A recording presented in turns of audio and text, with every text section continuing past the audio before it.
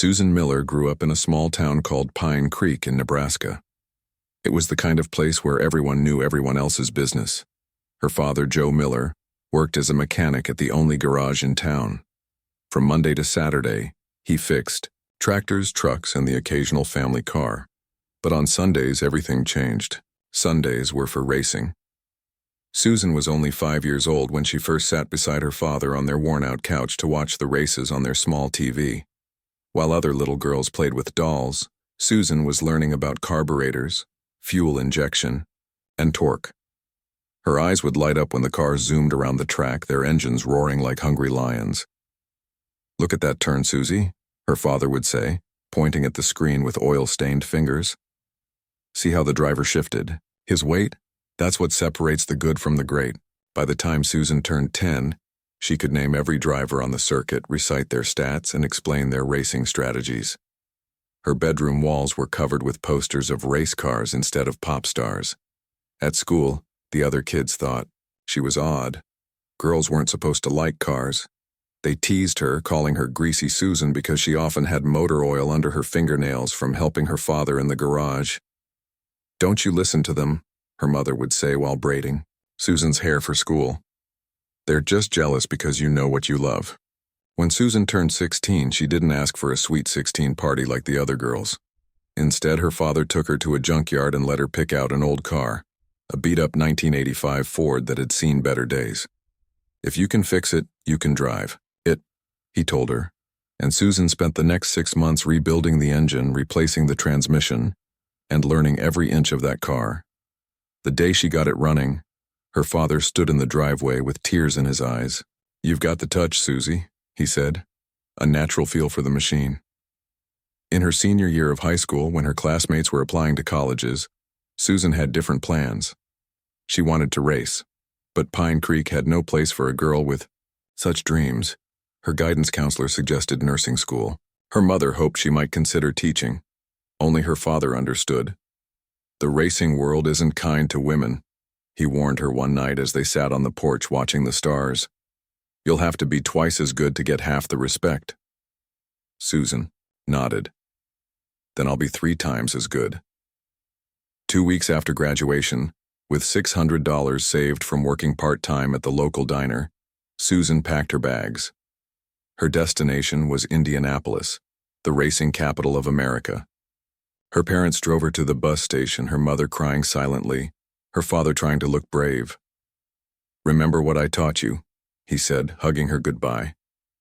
"Trust your instincts, respect the machine, and never let anyone tell you what you can't do."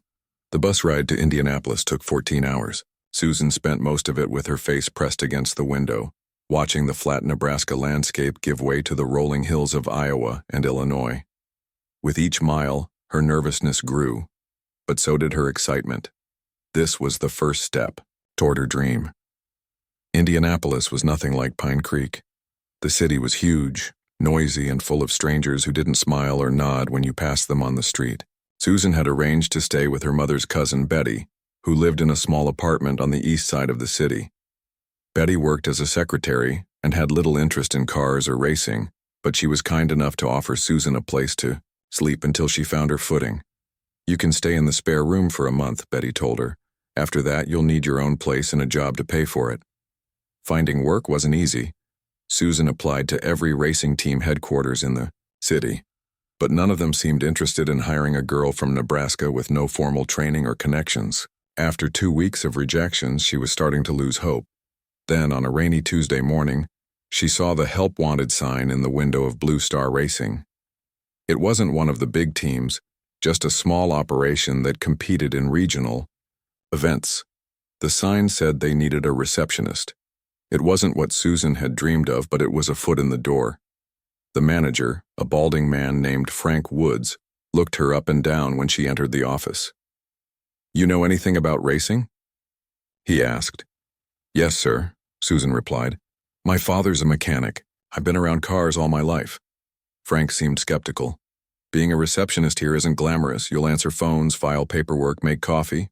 The pay isn't great." "I understand," Susan said. "But I want to learn. I want to be part of the racing world." Frank shrugged. You can start tomorrow, 8 sharp. The Blue Star Racing headquarters was a converted warehouse with offices in the front and a workshop in the back. On her first day, Susan arrived 30 minutes early, her heart pounding with excitement. This was it, her first real step into the world of racing. The reality was less exciting than she had imagined. As Frank had warned, her job consisted mostly of answering phones, filing papers, and making coffee for the crew. The men who worked there, the mechanics, engineers, and drivers, barely noticed her except when they needed something. When they talked about races or engines, they did it away from her desk, as if such conversations were not for her ears. But Susan was patient. She learned to answer the phones with a professional voice, to remember how each crew member liked their coffee, and to organize the chaotic filing system that had been neglected for years. She ate lunch at her desk, using the time to read racing magazines and technical manuals she borrowed from the workshop when no one was looking. After work, she would walk around the warehouse, looking at the cars, memorizing their designs. Sometimes, when everyone had gone home, she would slip into the workshop and run her hands over the tools, the spare parts, the half-built engines. This was where she belonged, not at the reception desk. Susan found a tiny studio apartment she could just afford on her small salary. It was on the 3rd floor of an old building with unreliable heating and noisy neighbors. But it was hers, and for the first time in her life, she was independent. At night, she wrote letters to her parents, telling them about her job but not about the loneliness or the way the men at work sometimes looked through her as if she were invisible. She didn't want them to worry. Instead, she focused on her plan. Save money, learn everything she could, and find a way to get behind the wheel. 6 months into her job at Blue Star Racing, Susan overheard 2 mechanics talking about an upcoming amateur race. The entry fee was $300, nearly half of her savings, but anyone with a suitable car could compete. The winner would receive not only a cash prize but also recognition from local sponsors. That night, Susan couldn't sleep. She paced her small apartment thinking about the opportunity. She needed a car, not her old Ford, which was still back in Pine Creek, but a real race car. But where would she find one she could afford? The answer came 2 days later when one of the drivers at Blue Star mentioned selling his old stock car. It wasn't competitive for professional races anymore, but it was still fast and, most importantly, race legal. How much? Susan asked, trying to sound casual. The driver, a man named Hank Rogers, laughed. More than you can afford on a receptionist's salary, sweetheart. Susan clenched her jaw at the dismissive tone but kept her voice steady. Try me. Hank named a price that was indeed more than Susan had saved, but not by much. If she skipped meals and walked to work instead of taking the bus, she might just make it. I'll take it, she said. Hank raised his eyebrows. You serious? What's a girl like you going to do with a stock car? Susan met his gaze. I'm going to race it. The laughter that followed her statement burned in her ears, but she didn't back down. 3 weeks later, she handed over every dollar she had saved and drove away in her ticket to a new life. A second-hand stock car with chipped paint and a rebuilt engine. The salesman who processed the paperwork laughed when she inspected the engine, making sure everything was as Hank had promised. You buying this for your boyfriend? He asked. Susan said nothing. She handed over the cash, signed the papers, and climbed into the driver's seat. As she pulled out of the lot, she caught a glimpse of herself in the rearview mirror. For the first time since arriving in Indianapolis, she was smiling a real smile. That night, she called her father with the news. I did it, Dad, she said, her voice trembling with excitement. I bought a race car. There was a pause on the other end of the line. Then her father's voice, thick with emotion. I always knew you would, Susie. Now show them what you can do. The amateur race was scheduled for the first Saturday in June. Susan had 1 month to prepare. She spent every free moment working on her car, tuning the engine, adjusting the suspension, making sure everything was perfect. She practiced driving on empty country roads outside the city, pushing the car to its limits, learning its quirks, becoming one with the machine. The night before the race, she could barely sleep. Her dreams were filled with roaring engines, checkered flags, and the sweet taste of victory. Tomorrow would be the day she finally showed the world what Susan Miller could do. The morning of the race arrived with clear skies and a gentle breeze. Susan woke up before her alarm, her stomach tight with nervous energy. She had barely slept, going over race strategies in her mind all night. This was the day she had been dreaming of since she was a little girl. Susan ate a small breakfast of toast and eggs, not wanting to race on an empty stomach, but too nervous to eat much. She put on the racing suit she had bought secondhand and altered to fit her smaller frame. It was faded blue with patches from sponsors who no longer existed, but it was fireproof and official looking. Susan stood in front of her small bathroom mirror and took a deep breath. She looked like a real racer. The race was being held at a small track 30 miles outside of Indianapolis. Susan had loaded her car onto a rented trailer the night before, hitched to her old Ford pickup. The drive to the track was quiet, just Susan and her thoughts and the occasional encouraging voice from the radio DJ, who promised a beautiful day for outdoor activities. When Susan pulled into the track's parking area, her heart sank a little. There were at least 30 other cars there already, most of them attached to fancy trailers and surrounded by teams of mechanics. Susan's lone car on its rented trailer suddenly seemed very small and out of place. She parked and began the process of unloading her car alone. It was hard work, and she was sweating by the time she got the car down the ramp. As she was checking her tire pressure, she noticed a group of men watching her from a few yards away. They were whispering and smirking. Susan tried to ignore them, focusing on her pre-race checklist. The registration table was set up near the entrance to the track. Susan approached with her paperwork in hand, trying to look confident despite her racing nerves. The official behind the table was a middle-aged man with a sunburned face and a clipboard. He looked up as Susan approached, his eyes widening slightly. "Can I help you, miss?" he asked, not unkindly. "I'm here to register for the race," Susan said, sliding her paperwork across the table. The man looked at her paperwork, then back at Susan as if trying to make sense of something. "You're S. Miller?" he asked. "Yes, sir. Susan Miller."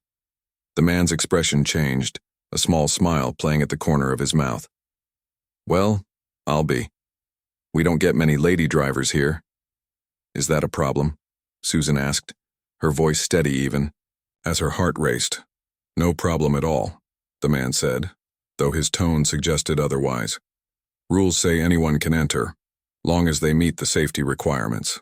As he processed her paperwork, Susan became aware of whispers and glances from the other drivers who had lined up behind her. She kept her eyes forward, but she could feel their stares like physical touch on her back. "Registration fee is $300, the official said. Susan handed over the money she had saved so carefully, every dollar representing hours of work and sacrifice. "Track opens for practice laps in 30 minutes, the official said, handing her a number to put on her car. "Qualifying starts at noon. Susan thanked him and turned to leave, only to find herself face to face with a group of male drivers who had been listening to the exchange. They didn't move to let her pass. "Well, well," one of them said, a tall man with a beard. "Looks like we've got ourselves a girl driver today." Susan tried to step around them, but they shifted to block her path. "You sure you know which pedal?" "Does what, honey?"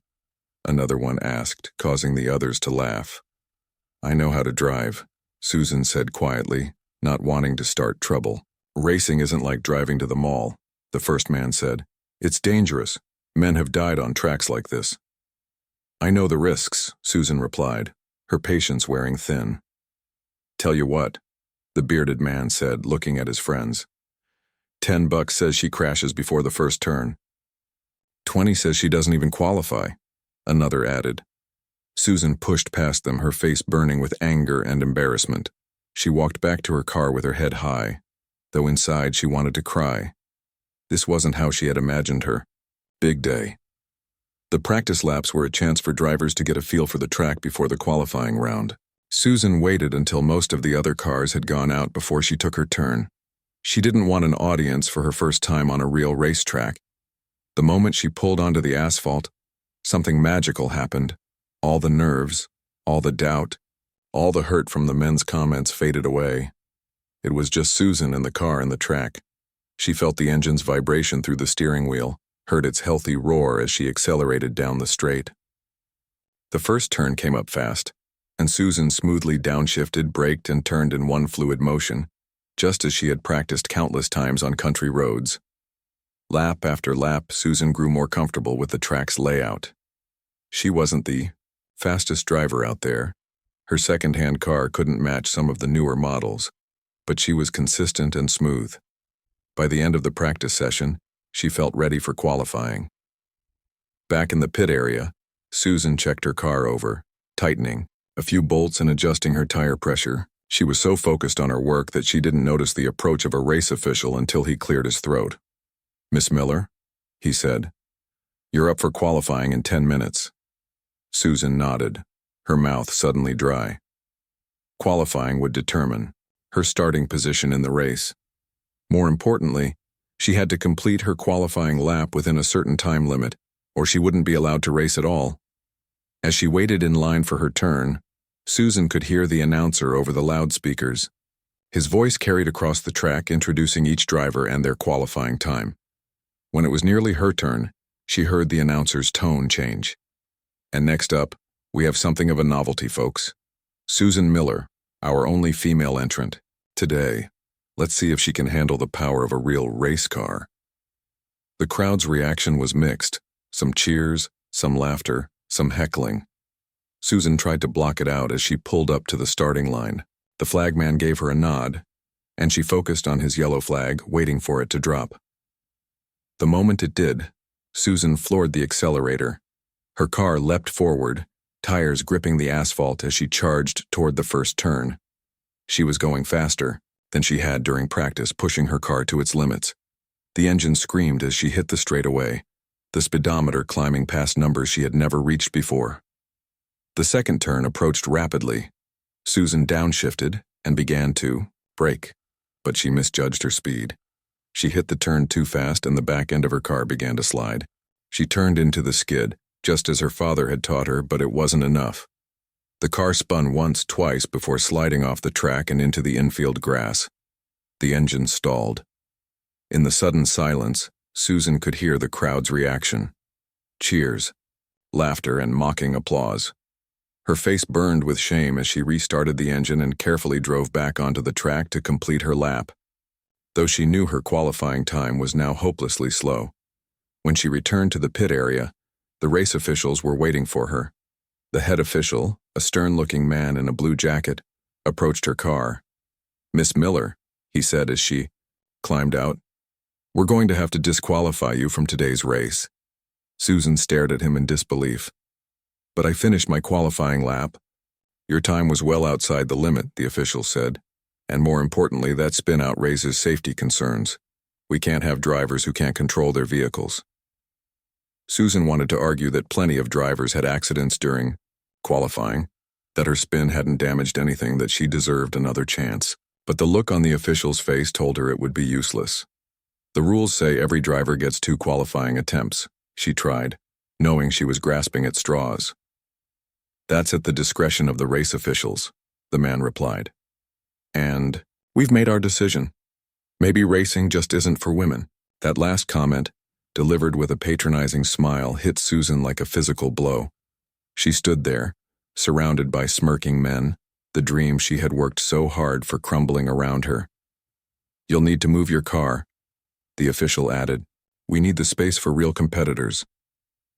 Susan climbed back into her car, her vision blurred by unshed tears. She drove slowly to the exit, aware of the eyes following her, the laughter at her expense. As she left the track, she heard the announcer's voice over the speakers. "And that, folks, is why kitchen appliances are more suited to the ladies than race cars." The crowd roared with laughter. Susan had never felt so small, so humiliated, so utterly defeated. She loaded her car onto the trailer alone, struggling with the ramps and winch by herself because no one offered to help. The task that had taken an hour that morning now took nearly 3 as she fought with equipment designed for 2 people to use.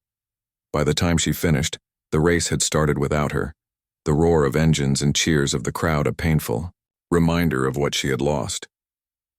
The drive back to Indianapolis was a blur. Susan barely remembered the journey, her mind replaying the day's events over and over. The smirks, the comments, the spin-out, the disqualification. By the time she parked outside her apartment building, it was dark. Susan climbed the stairs to her tiny apartment, unlocked the door, and collapsed onto her bed, still wearing her racing suit. Only then did she allow herself to cry, huge, racking sobs that shook her entire body. All the dreams, all the work, all the sacrifice, was it all for nothing? Her phone rang several times, but she didn't answer it. For 3 days after the race, Susan didn't leave her apartment. She called in sick to work, something she had never done before. Her phone rang often, her parents, her cousin Betty, even Frank from Blue Star Racing asking where she was. Susan let the calls go to voicemail. She couldn't talk about what had happened, not yet. The shame was too fresh, too raw. She spent most of those 3 days in bed, only getting up to use the bathroom or grab a snack from the nearly empty refrigerator. The racing suit hung on the back of her door, a painful reminder of her failed dream. Several times Susan thought about throwing it away, but she couldn't bring herself to do it. On the morning of the 4th day, Susan was awakened by a firm knock on her door. She ignored it at first, pulling the pillow over her head, but the knocking continued, growing louder and more insistent. "I know you're in there, Susan Miller," called a woman's voice. "And I'm not leaving until you open this door." Susan didn't recognize the voice. She considered staying quiet, pretending she wasn't home, but something in the woman's tone suggested she meant what she said. With a sigh, Susan dragged herself out of bed. She caught a glimpse of herself in the mirror. Unwashed hair, dark, circles under her eyes, wearing the same t-shirt and sweatpants she had put on 3 days ago, and winced. But she didn't have the energy to care about her appearance. When Susan opened the door, she found an older woman standing there. She was short and stocky, with silver hair cut in a practical bob and sharp blue eyes that missed nothing. She wore jeans, a button-up shirt, and a racing jacket covered in patches and pins. "About time," the woman said, looking Susan up and down. "You look terrible." "Who are you?" Susan asked, her voice hoarse from disuse. "Gail Peterson," the woman said, extending a hand. "I'm a timer and statistician for the racing circuit.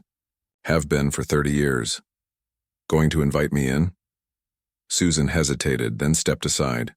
She was too tired to argue, and something about Gail's no-nonsense manner was oddly comforting. Gail walked into the small apartment and looked around, taking in the dirty dishes in the sink, the racing magazine scattered across the coffee table, and the racing suit hanging on the door. "When was the last time you ate a proper meal?" Gail asked. Susan shrugged. "I'm not hungry." "Didn't ask if you were hungry. Asked when you last ate." "I had some crackers yesterday." Gail shook her head and opened her large purse. She pulled out a paper bag that smelled of warm food. "Brought you a sandwich from Joe's Diner. Eat it while I talk." Susan took the bag and sat on the edge of her bed. The smell of the food made her stomach growl, reminding her that she hadn't eaten a real meal in days. She unwrapped the sandwich, roast, beef with cheese, and took a small bite.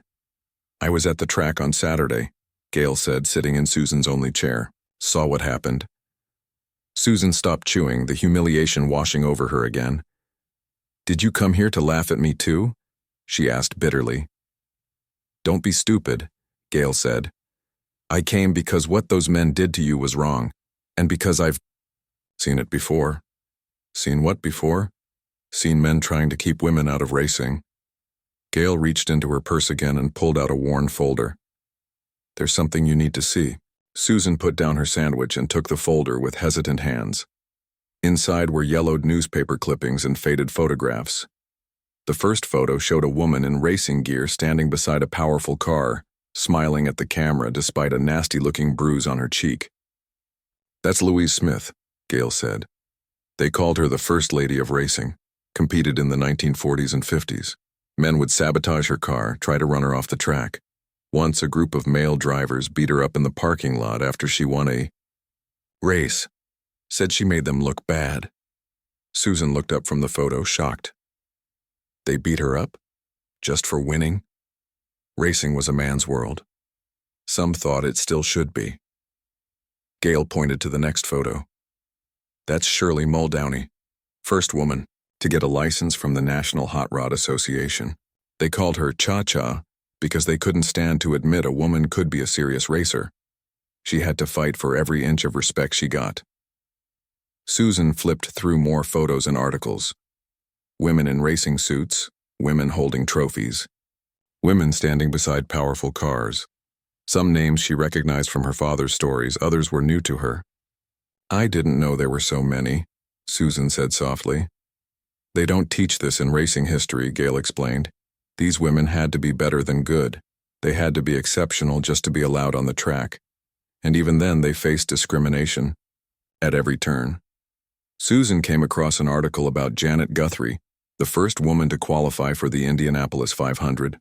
The article described how male drivers had threatened to boycott the race if she was allowed to compete, how sponsors had pulled out, how fans had sent hate mail. But she still raced, Susan said, running her finger over the headline. She did, Gail confirmed, and she finished 9th, beat a lot of men who said she didn't belong. Susan continued through the folder, reading about women who had raced disguised as men, who had endured threats and sabotage, who had broken records only to have them attributed to male drivers or dismissed as flukes. Why are you showing me this? Susan asked when she reached the end of the folder. Because I want you to understand something, Gail said, leaning forward. The difference between those who made it and those who didn't wasn't talent or courage. It was persistence. They changed the rules by refusing to stop playing the game. Gail took the folder back and carefully returned it to her purse. What happened to you at the track wasn't your fault. Those men were threatened by you. They've been racing each other for years, comfortable in their little boys' club. Then you show up and suddenly they're scared. Scared? Of me? Susan couldn't keep the disbelief from her voice. Scared of what you represent, Gail clarified. Change, competition, the possibility that they're not as special as they think they are. Susan looked down at her hands. The shame she had felt for days was starting to shift, making room for something else. Anger, maybe, or determination. So what do I do now? She asked. That depends, Gail said. Do you still want to race? Susan thought about it. Despite everything, the memory of those practice laps, the feel of the car responding to her touch, the rush of speed, the perfect harmony of driver and machine, still made her heart beat faster. Yes, she said finally. I still want to race. Gail smiled for the first time since arriving. Good. Then you get back up and try again. But this time, you'll be smarter about it. How? No one will give me a fair chance. You have to earn it, Gail said. Build your skills, build your knowledge, build your reputation. Rome wasn't built in a day, and neither is a racing career. Gail reached into her pocket and pulled out a business card.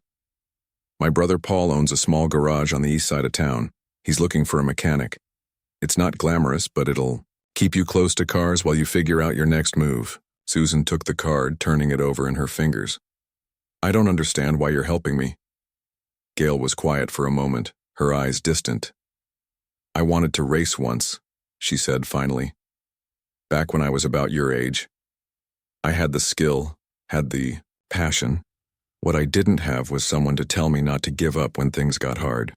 She looked directly at Susan. Everyone needs help sometimes. As Gail stood to leave, Susan felt a wave of gratitude wash over her.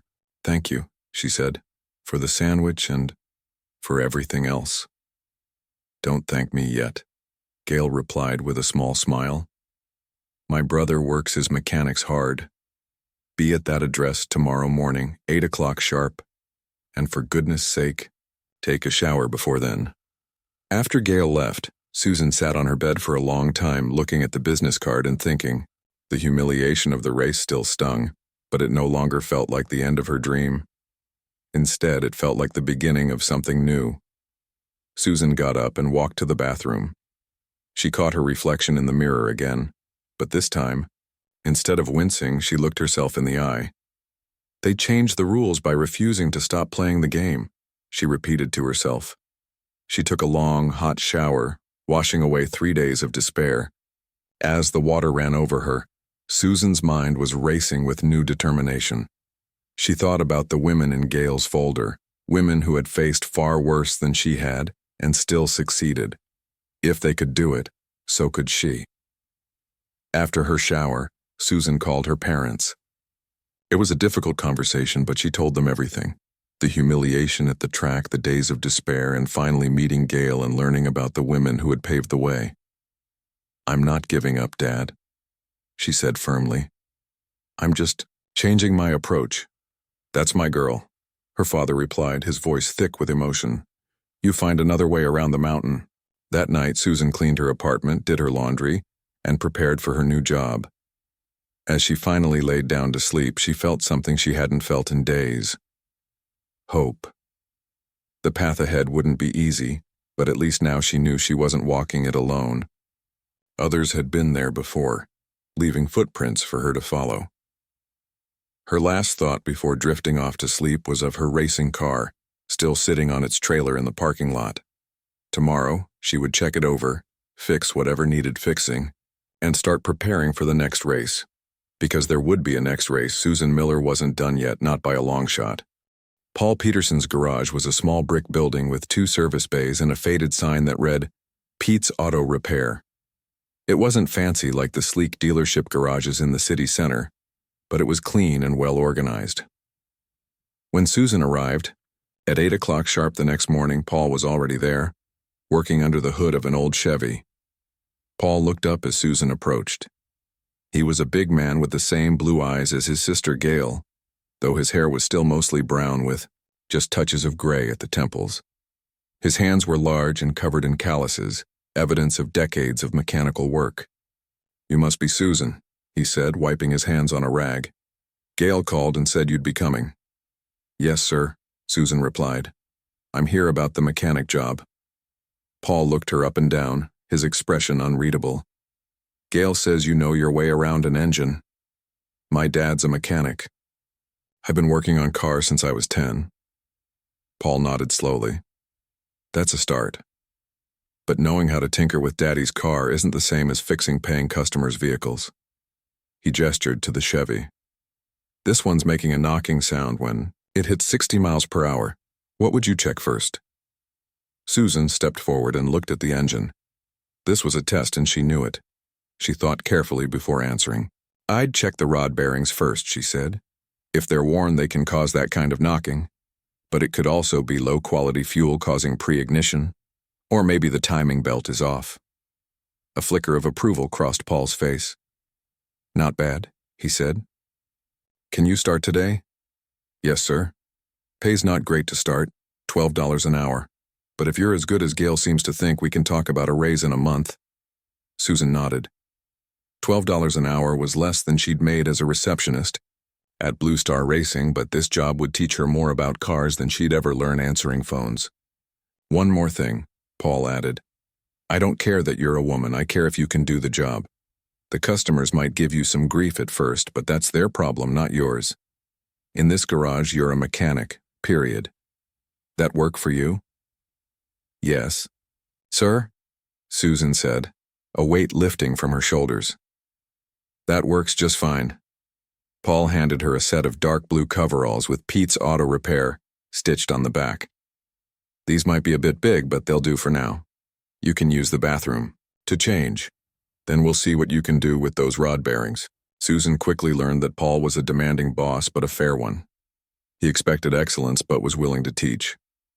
When Susan made mistakes, which happened often in those first weeks, Paul would show her the right way without making her feel stupid.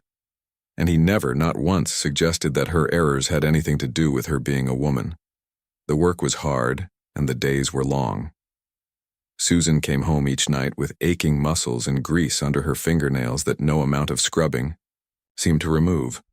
But she was learning more than she ever had at Blue Star Racing. Paul taught her not just how to fix cars, but how to diagnose problems by sound and feel, how to talk to customers, how to order parts efficiently, and how to estimate labor costs. 2 weeks into her new job, Paul surprised Susan by asking about her racing car. Gail mentioned you bought a stock car, he said as they were closing up the garage one evening. Where are you keeping it? In the parking lot of my apartment building, Susan admitted. The manager's been complaining, but I don't have anywhere else to put it. Paul was quiet for a moment, then said, There's an empty space behind the garage. Used to park my tow truck there before I sold it. You can keep your car there if you want. Susan stared at him, not sure she had heard correctly. Really? On one condition, Paul added. You let me take a look at it. Been a while since I worked on a proper race car. The next day, Susan drove her race car to the garage after work. Paul walked around it slowly, examining every detail. Not bad, he said finally. Engine sounds healthy. Suspension's seen better days, though, and those tires are dangerously worn. I know, Susan sighed. But racing tires are expensive. And after what happened at the qualifier, she trailed off, the memory still painful. Gail told me about that, Paul said, his voice softer than usual. Bunch of cowards, if you ask me. Takes a weak man to be scared of a little competition. He patted the car's hood. Tell you what, if you want to use the space behind the garage to work on your car after hours, that's fine by me. I've got some spare tools you can use too. Susan felt a lump in her throat. Thank you, she managed to say. Paul waved away her thanks. Just don't make too much noise, the neighbors complain. Over the next few weeks, Susan fell into a new routine. During the day, she worked at the garage fixing customer cars and learning from Paul. In the evenings and on weekends, she worked on her race car, applying everything she was learning to make it faster and more reliable. Word spread through the local racing community about the woman mechanic at Pete's Auto Repair with racing dreams. Some people came to the garage just to gawk, asking for Susan specifically and then watching her work with skeptical eyes. Others came with genuine questions about their cars, curious to see if a woman could really know as much about engines as a man. A few came to mock her. They would make snide comments just loud enough for her to hear, asking Paul if he was running a charity by hiring her, or suggesting that she was only good for oil changes and tire rotations. Paul never tolerated this behavior. You can take your business elsewhere, he would tell them firmly. Susan's one of the best mechanics I've ever worked with, and I won't have her disrespected in my garage.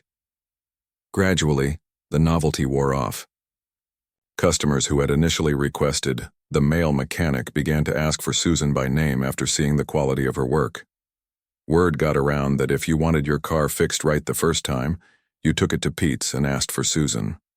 One evening, as Susan was working late on her race car, she heard someone enter the garage. Thinking it was Paul, she called out without looking up. Just finishing up, Paul. I'll lock up when I'm done. Not Paul, a deep voice replied. Susan turned to find a stranger standing in the doorway. He was a tall, lean man with salt and pepper, hair and the weathered face of someone who spent a lot of time outdoors. He wore jeans and a jacket with the logo of a racing team Susan didn't recognize. We're closed, Susan said cautiously. If you need car repairs, we open at 8 tomorrow morning. The man walked closer, his eyes on the race car, not on Susan. I'm not here for repairs, he said. Name's Greg Clark. I used to be a race engineer for Hamilton Racing. Susan's eyes widened. Hamilton Racing was one of the bigger teams in the regional circuit. Used to be? Greg's mouth tightened. Had a disagreement with the owner about certain modifications that might have been against the rules. He wanted to cheat. I didn't. End of story. He walked around Susan's car, examining it with a professional eye. Your fuel mixture is running too rich, he said after a while. That's why you lost control in that turn at the qualifier. Susan stiffened. How do you know about that? I was there, Greg said simply. Saw the whole thing. Those officials were out of line disqualifying you like that. I've seen worse spinouts from drivers who went on to win races. Susan didn't know what to say. Part of her was angry that this stranger was criticizing her driving, but another part was intrigued by his expertise. Why are you here? She asked finally. Greg looked at her for the first time. Paul's an old friend. He told me about you. Said, you had real potential but needed some guidance on the racing side of things. He paused. I've got time on my hands these days, thought I might help out. Just like that? Susan said skeptically. You want to help me for free? Greg shrugged. Not entirely for free. I miss being around race cars. Miss the smell of burning rubber and high-octane fuel. Miss the challenge of making a good car great. He patted the hood of Susan's car. This old girl has potential, but she needs work. Lot of work. Susan considered his offer. Having a professional race engineer on her side could make a huge difference, but she was wary of help that seemed too good to be true. Why should I trust you? She asked bluntly. Greg smiled for the first time, a crooked grin that softened his stern features. Smart question. You shouldn't trust me, not yet. But I'm not asking for trust right now. I'm just offering to take a look at your engine, give you some pointers. If you don't like what I have to say, I'll walk away, no hard feelings. Susan thought about it for a long moment, then stepped aside. All right, she said. Take a look. Greg rolled up his sleeves and bent over the engine. Susan watched as he examined each component with careful, knowing hands. After about 10 minutes, he straightened up. Your timing's off, he said. And your carburetor needs adjusting. The suspension is too stiff for this kind of car and your brake balance is all wrong. He listed several more issues, each one more technical than the last. Instead of being defensive, Susan asked questions. Greg answered them all patiently, explaining not just what was wrong but why it mattered and how to fix it. By the end of the night, they had made a list of modifications that would improve the car's performance. As Greg was leaving, he turned back to Susan. I'll be back tomorrow night if that's all right. We can start with the carburetor. Susan nodded. I'll be here. After Greg left, Susan looked at the list they had made. It would take weeks of work and more money than she currently had. 6 months passed quickly as Susan worked with Greg on her race car. Each evening after finishing her shift at Paul's garage, she would change into old jeans and a t-shirt and get to work on her car. Greg would arrive around 7, bringing new ideas and sometimes spare parts he had tracked down at junkyards or through his old racing contacts. What had started as a second-hand stock car was now a finely tuned racing machine. They had rebuilt the engine, modified the suspension, improved the braking system, and even repainted the car a deep blue with white racing stripes. The number 27 was painted on the doors and roof. Susan's lucky number and the day of the month. She had first watched a race with her father. She's just about ready, Greg said one evening as they stepped back to admire their work. We've done everything we can without testing her on a real track. Susan nodded, her heart beating faster at the thought. I've been researching local races. There's a small amateur league that runs about 2 counties over, the Blue River Racing Circuit. They have an event coming up in 3 weeks. Greg raised an eyebrow. You sure you're ready to get back out there? Susan took a deep breath. The memory of her humiliation at the last race still stung, but it no longer paralyzed her with shame. Yes, she said firmly. I'm ready. The entry fee for the Blue River race was steep, $500. Susan had been saving from her mechanic's salary, but it was still a lot of money. If she paid it, she would have very little left for emergency repairs or new tires if needed. I've been thinking, Paul said when Susan mentioned the race. The garage could use some advertising. How about we sponsor you? Pete's Auto Repair on the side of your car. Susan stared at him in surprise. You'd do that? Paul shrugged, trying to look casual, though his eyes were kind. Good business sense. People see our name on a winning car, they bring their business here. Who says I'm going to win? Susan asked with a small smile. You've got Greg Clark in your corner, Paul replied, and you're stubborn as a mule. I'd put my money on you any day. With Paul's sponsorship covering the entry fee and some extra for new tires, Susan registered for the Blue River race. She sent in her paperwork early, using her full name, this Farseem Susan Miller. No hiding, no pretending to be something she wasn't. If they had a problem with a woman driver, they could say it to her face. The day before the race, Greg took Susan to an empty parking lot on the outskirts of town. One last practice, he said. Let's focus on your starts. That's where races are often won or lost. For hours, they practiced starting techniques, How to balance the clutch and gas pedal for maximum acceleration without spinning the tires. How to find the perfect racing line into the first turn. How to defend her position if another car tried to pass. Remember, Greg said as they packed up, drive your own race, don't let anyone bait you into making mistakes. And Susan? He looked her in the eye. No matter what happens tomorrow, I'm proud of what you've accomplished. Susan felt a lump in her throat. Over the past 6 months, Greg had become more than just a mentor. He was a friend, one of the few people who believed in her dream without question. Thank you, she said simply, for everything. The Blue River racing circuit was smaller than the track where Susan had first tried to qualify, but it was well maintained. When she arrived on race day, there were already about 20 other cars in the pit area.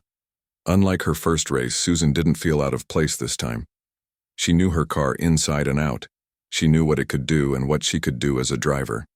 At the registration table, the official looked at her paperwork, then up at Susan. First time racing with us?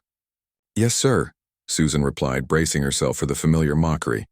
But the man just nodded and handed her a number for her car. Track opens for practice in 30 minutes. Qualifying starts at noon. Good luck out there. No comments about her gender. No snide remarks. Susan was so surprised she almost forgot to take her paperwork back. As she walked back to her car, she noticed a few curious glances from the other drivers, but no one approached her with hostile comments. Greg was already checking the tire pressure, a habit before any driving session. All set? He asked. I think so, Susan said, still surprised by the lack of negative reaction. They didn't seem to care that I'm a woman. Greg smiled. This is a different crowd. Blue River has a reputation for being about the racing, not the politics. Plus, he added with a wink, I might have called in a few favors. Made sure they knew you were serious. The practice session went smoothly. Susan got a feel for the track, testing her car's handling on the turns and its acceleration on the straightaways. The car responded beautifully, all their hard work paying off.